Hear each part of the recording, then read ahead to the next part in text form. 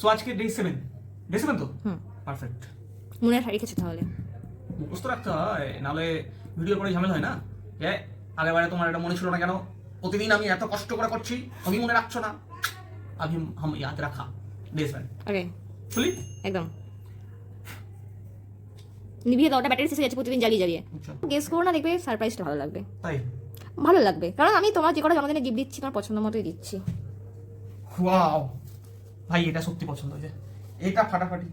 হুমায়ুন আহমেদের তো অনেকদিন ধরে খুঁজছিলাম, বিশ্বাস করো best gift.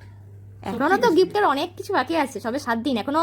Best gift, best সত্যি। আমি মানে সব কটা হুমায়ুন আহমেদের নয়, মানে আমি গেছিলাম, হ্যাঁ আমি হিমু খুঁজেছিলাম, তুমি হিমু হিমু করছিলে বাট হিমু পাইনি। আমাদের যে কলকাতা ভিজে বইয়ের মেলা ছিল সেখান থেকে আমি বই এনেছি, দেখো সব কটা পরিষ্কার বই খুঁজে খুঁজে তোমার জন্য এনেছি। একটাও বই কিন্তু দেখতে পাবে না যে কোনো রকম নোংরা বা ভিজে ভিজে টাইপের বা কিছু না। বেস্ট, মানে হাজার একটা মানে গিফট আলাদা দিকে, আর যারা বই প্রেমী হয় তাদের জন্য এই ধরনের গিফট একটা আলাদা দিকে। Thank you thank you thank you thank you so much, সত্যি থ্যাংক ইউ। আর আমি প্রথমে বুঝতে পারছিলাম না যে কি নেবো না নেবো। আমি ওখানে গিয়ে ওকে ফোনও করেছিলাম যে বই মেলায় এসেছি, তো আমি ওকে জিজ্ঞেস করেছিলাম তোমার কি পছন্দ, তো তারানাথ তান্ত্রিক বলেছি, বাট আমি তারানাথ তান্ত্রিকটা খুঁজে পাইনি। মনে তো বলেছিলাম তারানাথ তান্ত্রিক, তুমি বলছি তারানাথ তান্ত্রিকটা দেখো, তারপরে কিনে নিয়েছিলাম এই যে কটা পেয়েছিলাম। তুই তো বলে তোমার পড়ার বই নিতে যাচ্ছ। হ্যাঁ আমি আমার পড়া বই নিতে যাবো ভেবেছিলাম, বাট দেখলাম মানে গল্পের বইয়ের মেনলি চলছে। দেখি কি বই পেয়েছে। হ্যাঁ এটা হচ্ছে পাহাড়ের বাঁকে বাঁকে, চিন্ময় চক্রবর্তী যত সম্ভব। তো একবার দেখি দিই কি কি বই পেয়েছি। এটা হচ্ছে পাহাড়ের বাঁকে বাঁকে, চিন্ময় চক্রবর্তী। আই থিঙ্ক এটা দেখে মনে হচ্ছে এটা পাহাড়ের ব্যাপারেই লেখালেখি আছে আর কি। আচ্ছা, মিত্র ও ঘোষ পাবলিকেশন, খুব ভালো পাবলিকেশন। এটা হচ্ছে ভাগীরথী মিশ্র, সরি ভগীরথ মিশ্র, দেবভূমি কেরালা।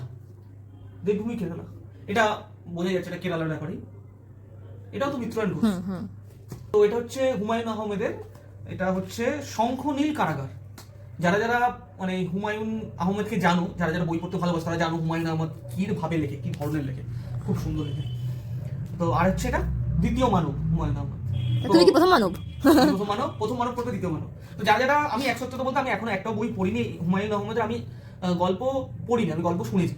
তো সানডে সাসপেন্স আদার্স একটা জায়গায় শুনেছিলাম, কিন্তু সত্যি খুব ভালো, বেশ কয়েকটা গল্প শুনেছি।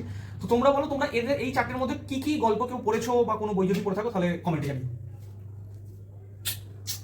Thank you, best gift.